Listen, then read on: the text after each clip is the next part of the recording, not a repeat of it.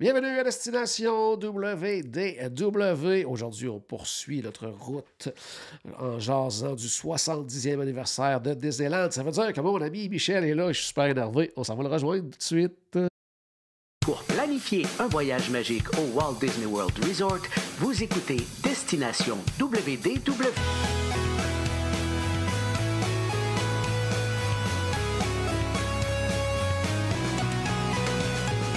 Et voici votre animateur et ami personnel de Mickey, Jean-Philippe Paré.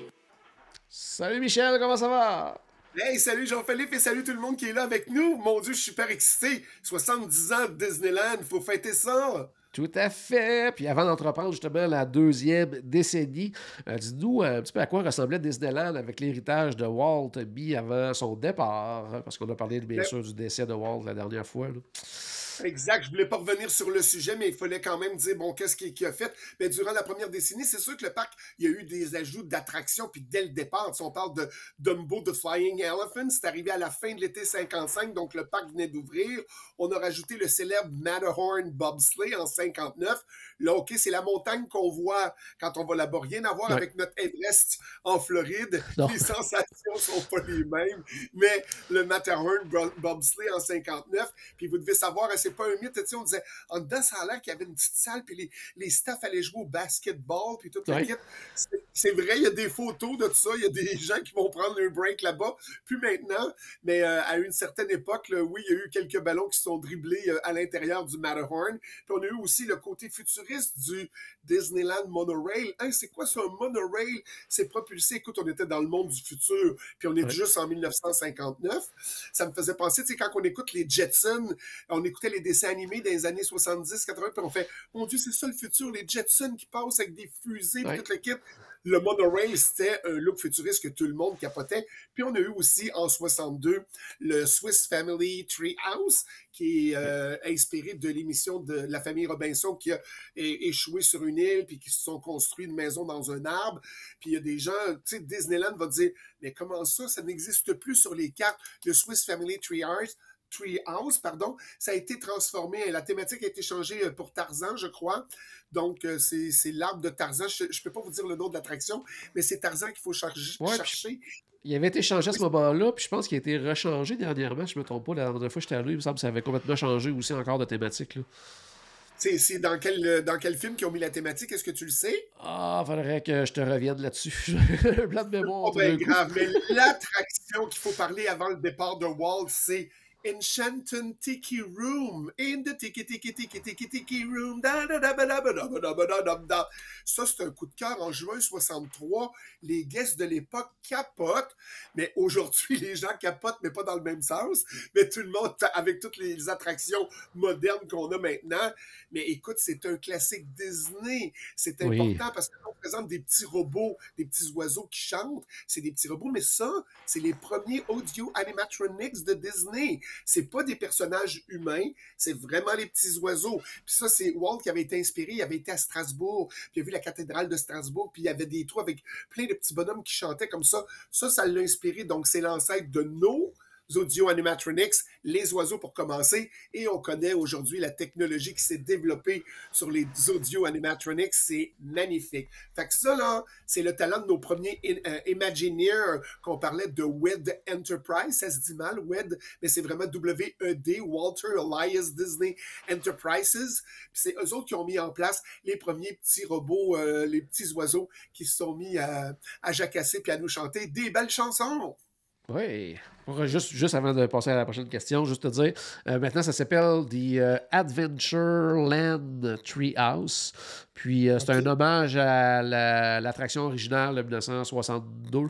Donc ils ont ramené ça avec les Robinson, tout ça, mais ça s'appelle Adventureland Treehouse maintenant à Disneyland. OK, merci pour l'information. C'est gentil. Ouais. Donc, la deuxième décennie maintenant, ça a débuté en force avec le retour des succès que Walt avait récoltés à l'exposition universelle de New York. Eh oui, vous le saviez, hein, c'est un magicien. Il met ça en place à l'université, à l'exposition universelle, puis il fait, vous aimez ça? Ben, venez nous voir à Disneyland. Donc, effectivement, le 3 janvier 65, Disneyland accueille It's a Small World, qui était l'ancien pavillon Pepsi de l'exposition de New York. Puis on installe ça là-bas, et ça aussi, c'est des audio animatronics. Là, c'est des petits bonhommes, mais c'est quand même des petits bonhommes comme à Strasbourg. Mais là, au lieu des oiseaux, on a déjà des humains, mais des petites poupées, mais qui chantent, qui bougent de gauche à droite et avec la bouche qui fait ma, ma, ma. Mais on chante It's a Small World. Alors ça, c'est un méga succès quand ça s'installe à Disneyland. Tout le monde veut voir ça. Et en juillet 65, on a ramené aussi l'autre. On avait le robot de Abraham Lincoln, qui était un audio animatronics aussi. Ça, c'était le pavillon de l'État d'Illinois là-bas, parce que Lincoln et Illinois, c'est relié ensemble. Puis on l'a déplacé depuis New York pour le présenter à Disneyland. Quand tu rentres sur Main Street, tu vas vers la droite et tu peux voir, rencontrer là, le Great Moments with Mr. Lincoln. Ouais. Et là, je m'excuse, Monsieur Lincoln. À toutes les fois que je suis allé vous voir, je me suis endormi. Mais pas parce que vous étiez endormant, mais quand on est fatigué de notre voyage en avion, tu sais, c'est pas rien que 3 heures pour aller en Floride, c'est plus long. Le décalage horaire, puis là, tu t'installes là. Puis là, à un moment donné, tu pars dans ton siège, puis là, tu fais « Merde, je l'ai encore manqué! » Fait que là, je me promets un jour de le mettre là. Mais est-ce que c'est à cet endroit que finalement on a mis le nouveau audio animatronics de Walt Disney? On le sait pas. Oui, qui va ouvrir cet été, là, effectivement. Oui, ils vont alterner les deux spectacles, je crois. Là, donc, OK, Abraham reste là quand même. Oui, je crois que oui. Je crois que de ce qu'il avait annoncé, ils sont censés alterner les deux présentations. OK. Alors ça a été amené là-bas. Vous pouvez aller voir ça. C'est magnifique. Et l'été 66, les 2 dernières attractions de l'exposition, parce qu'il y en avait 2 autres, on parle du Carrousel du Progrès. Et là, c'est drôle parce que le Carousel of Progress, il n'a pas été mis à Disneyland en arrivant, mais il fallait le mettre en quelque part. Fait qu'ils l'ont stocké dans les entrepôts du parc. Entre Tomorrowland puis Main Street, il y a une place, là. Sauf que on essayait de camoufler, tu sais, à Disney, on a fait, non, on veut voir que la magie. Il ne faut pas voir s'il y a des choses en backstage. Ouais. Sauf que quand on prenait le Disneyland Railroad, on n'avait pas le choix. On voyait un peu c'est quoi cette affaire-là. Fait que tout le stock de Carousel of Progress était là-bas, mais ça s'est installé assez rapidement. Mais je vais revenir par exemple sur un moment de 65, quand Walt tenait, ça n'a pas rapport avec Disneyland, mais oui, pour aller à Disneyland. Avant que Walt nous quitte en 65, il a mis, comment on appelle ça? Pas une fondation, mais ça s'appelait le Magic Kingdom Club. Okay. C'est un programme qui était destiné aux locaux pour bénéficier davantage. Même si c'était pour Disneyland, ça s'appelait quand même, c'est le royaume magique. On le sait qu'on le connaît, on dit pas Disneyland en Floride, on dit le Magic Kingdom. Ouais. Mais ça s'appelait quand même le Magic Kingdom Club destiné pour les locaux qui n'avaient pas beaucoup de sous, parce qu'on est quand même, vous devez savoir, dans un secteur qui n'est pas trop riche et trop huppé, là, Anaheim, California, dans le coin où on est. Et puis, ça permettait aux gens d'accéder et de profiter à la magie Disney sous vraiment de très peu coût. Puis il y a des gens que c'était une entrée gratuite. Fait que c'était un bon geste de générosité que le public appréciait. Puis on aimait vraiment l'oncle Walt. Fait que c'est comme, oh merci Walt de nous permettre d'aller voir Disney aussi. Puis c'était vraiment très apprécié. Fait que c'est un beau geste de Walt avant son départ pour accéder à Disneyland. Tout à fait. Et en plus de ramener de nouvelles attractions dans le parc, Disney avait aussi planifié son extension en fait avec un nouveau land. Hey, mais vous regarderez la photo, là, le cover là, de cet épisode-là. On est à cet endroit-là, le juillet 66. Le parc ouvre un nouveau land qui s'appelle New Orleans Square. Et là, on se pense vraiment en Nouvelle-Orléans. C'est magique, c'est super cute comme petit coin de pays, pour pas dire land. Ouais. Mais c'est magnifique le long du Rivers of America, où ce qu'on présente Fantasmic. En face de ça, c'est là qu'est le New Orleans Square. Puis ça, c'est le premier land qui a été ajouté et le seul, pour le moment, qui n'a pas d'entrée sur le hub. On disait tout le temps, on va au hub en avant du château, puis là, tu peux aller à toutes les lands que toi t'aimes, mais là, on n'a pas un accès pour dire on peut aller à New Orleans Square. Fait que c'était la première fois qu'on disait il n'y a pas d'entrée sur le hub, mais les gens se sont retrouvés assez rapidement. Puis c'est ce qui fait quand même le charme de Disneyland, de se retrouver vers la gauche, puis de visiter plein de trucs là-bas qui n'ont pas accès au hub, mais qui est assez intéressant. Fait qu'au départ, il n'y a pas d'attraction, il y a juste des boutiques sur le thème des quartiers français de la Nouvelle-Orléans, mais c'est parce que la famille Disney, les équipes Disney pour la construction du parc avaient quand même été visiter tout le monde ensemble la Nouvelle-Orléans, puis on prévoyait, puis Walt aussi aurait voulu que c'est comme, OK, on va faire quelque chose comme ça, mais c'était pas dans les plans au départ, mais plus tard, on a dit, on va le mettre, puis ça valait la peine. OK. Puis quelle attraction qu'on retrouve dans ce nouveau land-là? Ben aujourd'hui, c'est ça, ça a pris quand même Ouais. un an avant qu'on ait OK. des attractions là-dessus. Mais une des plus populaires, puis tout le monde capote, Pirates of Caribbean. Ça, c'est super cool parce que c'est en 67. Vous devez savoir quand même que Walt a travaillé sur Pirates of Caribbean avant son départ. Il n'a pas vu son produit final. Mais écoute, ça, c'est un classique Disney où on Ouais. se promène, où c'est ce qu'il voulait. Une immersion totale où on vit une histoire, puis on se promène à travers un land carrément, mais en bateau, c'est un boat ride, puis on vit l'histoire des pirates des Caraïbes.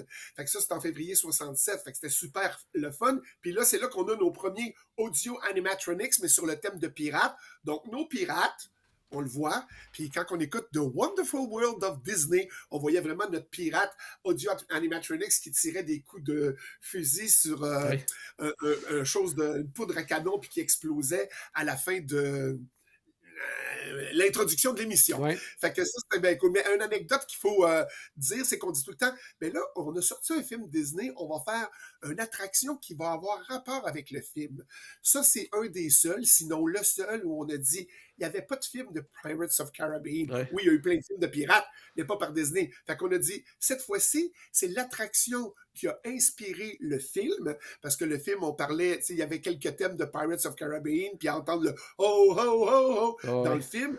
Et après, on a dit, là, l'attraction s'est réinspirée du film en ajoutant Jack Sparrow et tous les personnages. Et là, écoute, ça a déboulé, là, Pirates of Caribbean. Maintenant, si vous allez au-delà de Disneyland, parce que ça, c'est l'original, mais si vous vous rendez un jour à Shanghai Disneyland, on est carrément dans le film des Pirates des Caraïbes et la technologie est magistrale, mais un classique Disney restera toujours un classique Disney. Il faut le voir quand on fait ces rides-là, de dire hey, c'est une ride de Walt, c'est l'origine de Disney, il ne faut pas enlever ces trucs-là.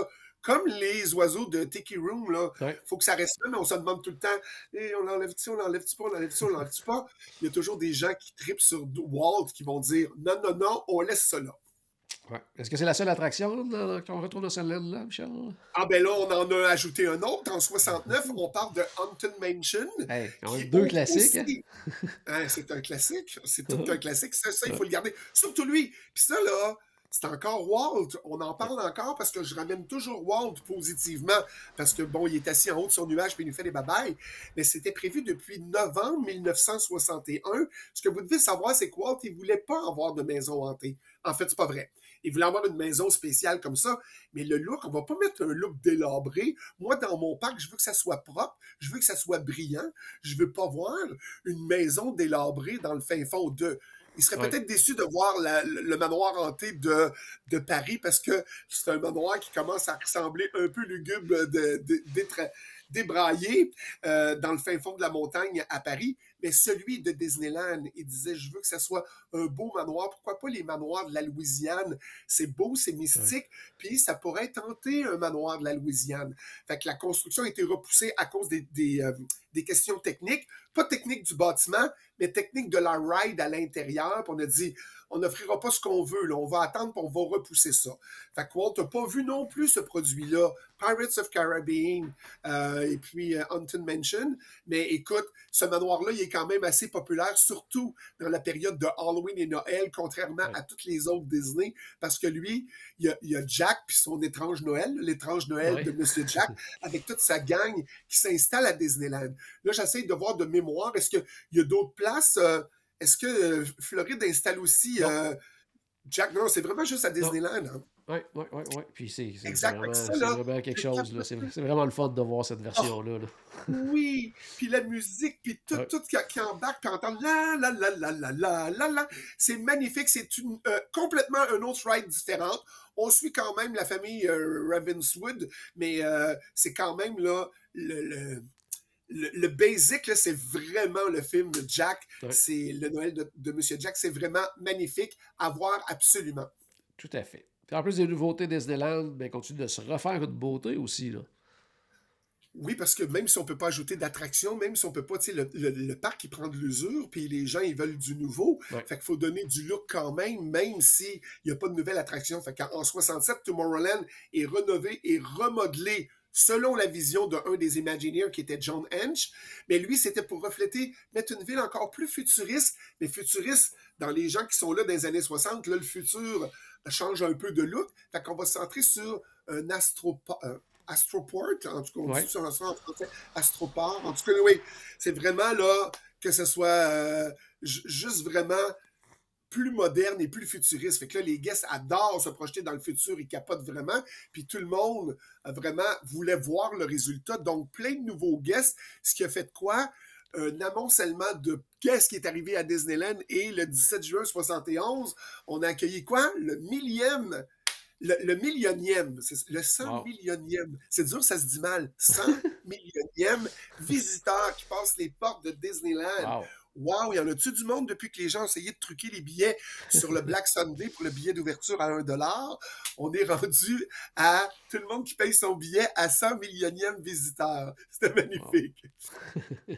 Très bon, très bon. Dans la même décennie aussi, Disneyland a offert une seconde fois un nouveau land pour ses guests. Hey, grosse décennie quand même. Hey, vraiment, vraiment. Puis oui, c'est en 1972, le parc ouvre. On le connaît pas comme ça aujourd'hui, mais on a appelé ça le land de Bear Country. Ouais. Ça l'a changé parce que ça a été renommé en Critter Country en 1988. C'est encore le long de Rivers of America. C'est derrière le New Orleans Square. Donc avant, on était bloqué, puis quand on arrivait à Haunted Mansion, le manoir hanté, ça stoppait là. Là, on a fait le lien, on a ouvert ça en arrière de New Orleans, et maintenant, ça fait le lien. Si tu traverses le Critter Country, qu'on appelait à l'époque le Bear Country, tu vas arriver à Star Wars Galaxy's Edge. C'est l'entrée pour aller de l'autre côté, puis étant donné qu'ils ont changé la traque de chemin de fer pour la détourner dans l'autre sens et revenir de l'autre côté pour permettre la construction de Galaxy's Edge, c'est magnifique ce que ça donne maintenant. On arrive là-bas à Critter Country, tu vois Splash Mountain à côté de toi, tu vois la section Winnie the Pooh qui rentre. Tiana Bayou Hein? maintenant. C'est le Tiana Bayou Oui. maintenant. Tiana Bayou Adventure, lui, il a changé aussi. Je suis désolé, Tiana, je t'ai oublié. Mais des vrais fans de Disney, c'est ça parle des vrais noms. Alors, c'est quand même Tiana Bayou Adventure qui s'est installé à travers Splash Mountain avec Winnie the Pooh, puis les petits canaux en face parce qu'on est proche, on voit le Tom Sawyer Island en avant de nous. Donc, on a encore Davy Crockett's Explorer Canoe. Est-ce que les gens peuvent faire encore du canot pour vrai sur la rivière? Ah, la dernière fois que je suis allé, je ne l'ai pas fait, mais je l'ai fait il y a une couple d'années. Mais actuellement, je ne sais pas si c'est encore possible. C'est une très bonne question. Ouais, avec toutes les attractions qu'on a, puis Galaxy Z, j'imagine que le monde fait pas, bon, on va aller faire un petit tour de canot. Il fait tellement chaud, ça va nous rafraîchir. Mais non, on va pas là-bas. Mais en tout cas, c'est vraiment, le land est vraiment bien fait. Avec le restaurant à l'entrée, que le nom m'échappe, mais moi, je vais toujours manger là. J'adore manger là, puis rester dans Critter Country, là. Ouais, j'adore être dans cet événement. Hungry Bear, ce petit resto-là. Oui, c'est tellement bon. C'est de la bouffe. Tu vas dire, hey Michel, t'es pas élaboré dans. Je mange très bien d'habitude et je suis capable d'aller dans une haute gamme restaurant, mais quand j'ai le goût de manger, ce genre de bouffe-là, c'est là que je vais. Mais dernièrement, ils l'ont modifié aussi. Il y a des petits liens avec les Country Bears là, maintenant dans le restaurant, si je ne me trompe pas. Mais je suis pas allé depuis qu'il a été repensé. Donc, à voir lors de ta prochaine visite, Charles-Michel. Yes, sir, je vais aller voir ça. Ouais. Et en 72, est une année vraiment importante aussi du côté entertainment, parce qu'il y a une des plus grandes parades classiques de Disney, charme tous les invités. C'est quoi cette parade-là, Michel? The Main Street Electrical Parade. C'est magnifique. Ça a duré, écoute, ça a duré et ça dure encore. Le 17 juin 1972, c'est la première Main Street Electrical Parade. Écoute, il y a des milliers de lumières. C'est capoté, le monde trip. Ils n'ont jamais vu ça. Ce que vous devez savoir, et Philippe sait de quoi Jean-Philippe sait de quoi je parle. Écoute, c'est sûr que si tu vois ça backstage le jour, tu fais... Attends, c'est un char allégorique de Electrical Parade, ça? Ça ne marche pas. Il y a quoi qui ne marche pas? Il y a des choses qu'on n'est pas obligé de mettre sur une flotte parce que quand il va faire noir et les lumières vont allumer, ça va être extraordinaire. Mais quand tu vas le voir backstage le jour, c'est loin d'être extraordinaire. Donc, la magie se transforme et apparaît la nuit. T'as vu ça, toi, Jean-Philippe, backstage? Oh oui. C'est particulier. Écoute, ça a duré quand même 25 ans, le premier bloc. On est allé jusqu'au 25 novembre 1996, non-stop. Toutes les parcs Disney voulaient l'avoir. Et maintenant, on a vraiment des versions de Electrical Parade qui a changé. C'est sûr que si on parle de Spectro Magic, c'était une version moderne de Main Street Electrical Parade, donc la deuxième. Mais là, on a eu plein surtout à Tokyo Disneyland. Et là, on en a une qui va arriver en Floride, c'est Starlight, qui est une nouvelle parade de nuit, parade nocturne, un de nos danseurs préférés de Québec. Et là, Christian Philippe, je te salue et très content de savoir que tu vas faire partie des danseurs de cette parade. C'est magnifique, là. C'est vraiment une parade. Ça va commencer le 20 juillet. Ne manquez pas ça en Floride. 20 juillet, nouvelle parade nocturne Starlight. Mais ça va être très bien. Mais je reviens au Electrical Parade. On n'avait jamais vu ça. Puis la musique, qu'on a pris une musique baroque. Puis là, on l'a transformée avec électrique. C'est vraiment à vous, là, Jean-Philippe, même si tu les as vus backstage, les chars, quand tu vois ça pour la première fois, tu es quand même ébloui. Oh oui, c'est fantastique. Là. Oui, c'est incroyable. Là. C'est vraiment que de souvenirs avec cette parade. Exact. Alors là, on a continué ça parce que à Disneyland, on a dit ça fonctionne en 60. Là, c'est en 72. Après 3 ans, on a dit on va faire juste un petit spécial pour un été. On va mettre America on Parade parce que bon, c'était le 20e anniversaire de Disneyland. C'était, je sais pas le combienième anniversaire de la signature des Patriotes de je sais pas quoi. Tu sais, sont bien patriotiques là-bas. Fait que le 4 juillet, c'était quelque chose comme ça. Fait que du 4 juin au 6 septembre 75 à 76, ça a duré 1 an. Ils ont mis cette version-là de America on Parade, qu'on a vu quand même 2 jours sans lumière avec une autre chose. Mais vous avez déjà vu ce char allégorique-là? Parce qu'un des chars qui est resté de America on Parade, c'est quand vous allez au Walt Disney World, vous l'avez vu, le dernier char où on a un drapeau américain avec les filles qui sont habillées toutes Starlight, bleu, blanc, rouge. Ça, c'était le final de America on Parade. Puis on a gardé cette flotte-là quand on a ramené Main Street Electrical Parade. Et on a les feux d'artifice aussi qui étaient fantastiques à l'époque. On parle de 1900, ça a commencé en 58, ça a duré jusqu'en 96 dans la façon dont c'était Fantasy and the Sky. C'était juste une musique, un montage Disney. On le changeait aux 2-3 ans, puis on mettait des paf-paf en haut, mais il n'y avait pas de laser, puis il n'y avait pas d'eau, puis il n'y avait pas de projection sur le château. Donc là, on a changé la façon de faire les feux d'artifice, les spectacles nocturnes, mais Fantasy in the Sky a été très populaire à cette époque, à partir de 1958 jusqu'en 96. Mais il ne faut pas oublier quand même, il y avait déjà des parades qui étaient présentées là-bas, puis c'était des parades plus genre cavalcade, là, tu sais, quand il va pleuvoir un peu, puis bon, on ne pourra pas vous présenter la parade, mais il y a des personnages qui vont passer dans la rue. Il y a 3-4 petits chars qui passent, puis tous les personnages sont dedans. Vous avez sûrement vu passer une cavalcade dans votre quartier, sur Main Street, à voir les personnages, mais sans méga chars allégoriques. Mais le premier grand parade méga, c'est quand on a fêté le 10e anniversaire en 1965, le Tencennial, je le prononce mal. Tencennial Parade, c'était une parade pour le 10e anniversaire, donc le 110e, en tout cas, le dit en anglais, pour les 10 ans du parc. Et là, on avait, écoute, c'était une parade géniale parce qu'on avait toutes les lands du parc dans la parade. Fait qu'il y avait un bloc Adventureland, un bloc Fantasyland, un bloc... Toutes les parties du parc, les lands, étaient représentées dans la parade. Et là, on vivait une journée Disney juste en 20 minutes par la parade. C'était magnifique. Puis on a eu aussi Show Me America, l'été 1970. C'était la cérémonie du 15e anniversaire du parc. Puis on a fait aussi une parade spéciale là, en 1970 pour le 15e anniversaire. Fait que, ouais, vraiment, c'est des classiques, mais les parades Disney maintenant et tout ce qu'on voit, c'est magnifique. Fait que bravo, c'est ce qui met fin aux années 65 à 75. C'est la 2e décennie de tout ce qui s'est passé à Disneyland. Il s'en passe des choses. Il s'en passe encore. Les fêtes sont commencées. On est dans les célébrations. Je quitte bientôt pour aller fêter le 70e, mais je ne serai pas vraiment à Disneyland parce qu'on ramène un peu tout le monde, mais dans le parc plus proche de chez nous parce que ça concerne quand même tous les anciens staffs. Alors, on va être là-bas, puis il va y avoir des soirées virtuelles, tout dépendant des heures, pour communiquer avec les autres Disney et de fêter ensemble partout à travers le monde le 70e anniversaire de Disneyland. Alors, je serai présent et je vais rejoindre mon ami danseur Christian Philippe va être là aussi. Alors, je vais rencontrer là-bas. On vous enverra des petites photos et puis je vous parlerai des célébrations à mon retour. Merci beaucoup. Que la magie tourne autour de vous. Un gros merci, Michel. Donc, à la maison, j'espère qu'on a acheté un petit peu de magie dans votre journée. N'oubliez pas, bien sûr, que tout a commencé par une souris et on se reparle très bientôt. Salut tout le monde. Yahoo!